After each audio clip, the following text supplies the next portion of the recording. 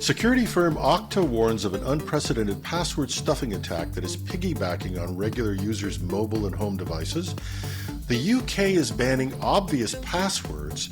Chrome has moved to post-quantum encryption, and maybe the cure for password issues is to finally get rid of passwords. All this and more on our QuertyUIOP edition of Hashtag Trending. I'm your host, Jim Love. Let's get into it. May 2nd is World Password Day, and I refuse to run the same old story about how the most popular passwords are 1, 2, 3, 4, 5, 6, and password. If you still have an obvious or easily guessed password, whatever happens is on you.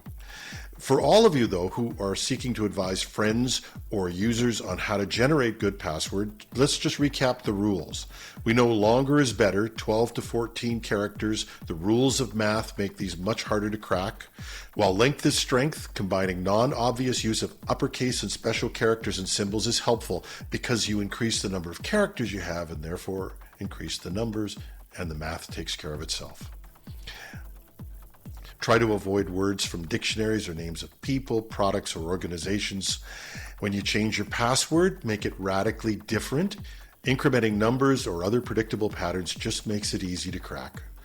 And you can make a password easy to remember, but hard to guess by taking an imaginative, nonsensical phrase and using that. A blog at Microsoft gave an example as 6 monkeys are looking at, with the letter R for the word R, and that's okay. It's a little obvious, but I think it's at the end of it, they use a caret for the word at. And I guess that's an example of using a carrot instead of a stick in password management.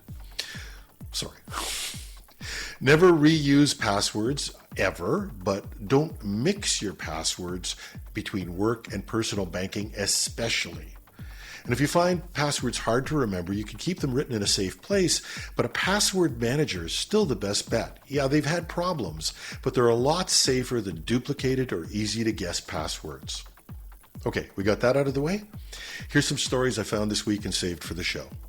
Authentication Services Okta is warning about unprecedented credential stuffing attacks, a campaign that routes fraudulent login attempts through regular users' mobile devices, browsers, and home networks. These attackers are using residential proxy services that enlist user devices, sometimes, I guess always without their knowledge, through malware to route the malicious traffic and hide its true origin. Using these devices masks the login attempts as coming from trusted devices or IP addresses rather than typical VPN servers used by attackers. This large-scale campaign attempts to compromise accounts by trying to log in using credentials leaked from past data breaches. Another great reason not to reuse passwords. It builds on recently reported waves of indiscriminate login attacks observed by Cisco's Talos that are hitting VPN, SSH, and web application accounts. Okta says the spike in proxy-based credential stuffing lasted from April 19th to 26th, but you can bet it's still around. This malware can get onto users' devices through shady apps that embed proxy software or by infecting devices with malware. Okta advises using strong, unique passwords, multi-factor authentication, and, if possible, blocking traffic from known anonymizing proxy services will also mitigate the threat. One of the easiest ways to hack residential and even commercial sites uses the default and easy-to-guess passwords of devices ranging from cameras to doorbells. But the UK is taking a leadership position in ending this attack vector. Starting April 29, 2024, manufacturers of internet-connected smart devices like phones, TVs, smart doorbells, and the rest will be legally required to meet minimum security standards. So the law is going to ban devices from using easy-to-guess default passwords like admin or 12345, and users have to be prompted to change common passwords when setting up new devices. Brands have to publish contact details to report security bugs and issues and be transparent about when security updates will be provided. The goal is to better protect consumers from hacking and cyber attacks by ensuring basic security measures are in place for smart devices right out of the box. Consumer groups are welcoming the changes after pushing for improved smart device security regulations, but they also want clear enforcement against non-compliant manufacturers.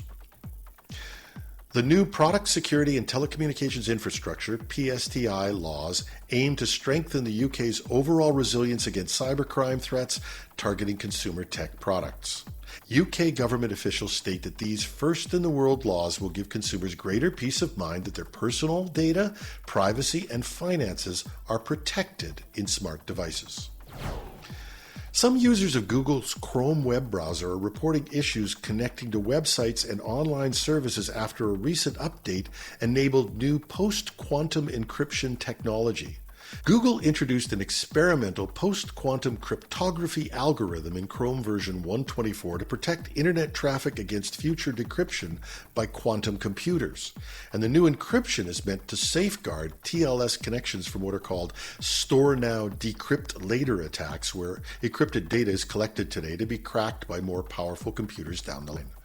However, the rollout is causing some compatibility issues. System administrators are reporting problems connecting Chrome browsers to websites, servers, and even firewalls after enabling the post-quantum key exchange mechanism.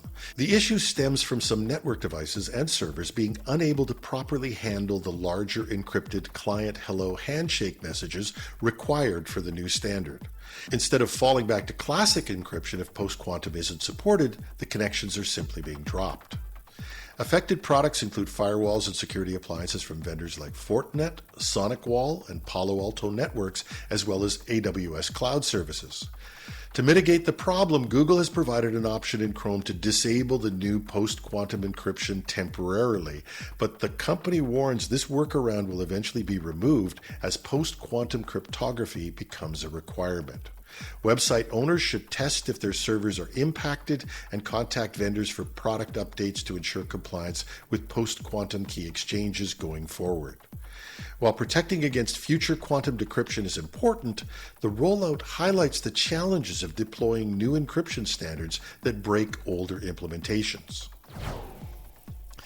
A friend of mine from identity company Okta, certainly regarded as an authority in identity management, thinks it's time to do more than admire the problem of easy-to-guess passwords by completely retiring the idea of a password. Why? One reason? They're outdated and they simply don't work. An Okta survey last year found that Canadians are struggling to manage their passwords, putting their data and security at risk. 68% of Canadians feel overwhelmed by the sheer volume of online accounts they have. 29% of Canadians find password entry too time-consuming. 37% experience monthly login failures due to forgotten credentials, and 18% face this ordeal weekly. So my friend Dan Kagan, Senior Vice President and Country Manager at Okta Canada, said it best. The entire concept is flawed, he said. We shouldn't be changing our passwords. We should be getting rid of them entirely. Passwords are an old-fashioned tool. They're becoming more complicated to create while becoming more vulnerable to increasingly sophisticated cyber attacks. So going passwordless is the future of security. The technology already exists, he says. Biometrics, passkeys, and social logins are both easier and more secure than passwords. And now, he said, it's the time to make it a reality. Well, Dan, aside from the fact that I'm sort of antisocial about identity management, I couldn't agree more. Let's celebrate what we all might hope is our last International Password Day. And that's our show. Hashtag Trending goes to air 5 days a week with a weekend interview show we creatively named the Weekend Edition. And we're also now on YouTube. If you catch us there, if you can see me, you're on YouTube. Please give us a like or a subscribe and help us build that audience. And to those of you who've already done this, thank you. It has paid off big time. Our audience is growing. Find us at our new home at technewsday.ca or .com, you pick. And you can reach me with comments, suggestions, but don't send me your password to editorial@technewsday.ca. Our redesign should finish this week, but for now, you can still find the show notes and the top stories each day at technewsday.ca. I'm your host, Jim Love. Have a thrilling Thursday.